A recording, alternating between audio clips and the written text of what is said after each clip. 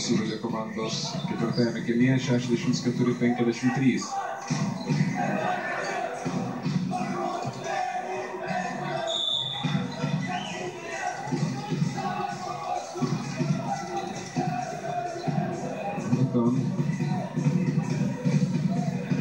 Mozeris su Vasiliumi nepasidalina vietą aikštėje. Čia ir Zavackas. Ir atrodo bus skiriama abipusė pražanga Mozeriui ir Zavackui. Na, tokiais atvejais sakoma kaip maži vaikai. Tai situacija ko gero elgėsi abiejų komandų žaidėjai. Nepastebėjau, kas pirmas pradėjo provokuoti situaciją, galbūt tai buvo ir Maikas Mozeris. Iš pradžių vyko ten savotiškas susistumdymas tarp Mozerio ir Vasiliaus, tačiau nutarė čia įsikišti į šį žaidimą ir Zavackas. Ir štai dabar šis epizodas.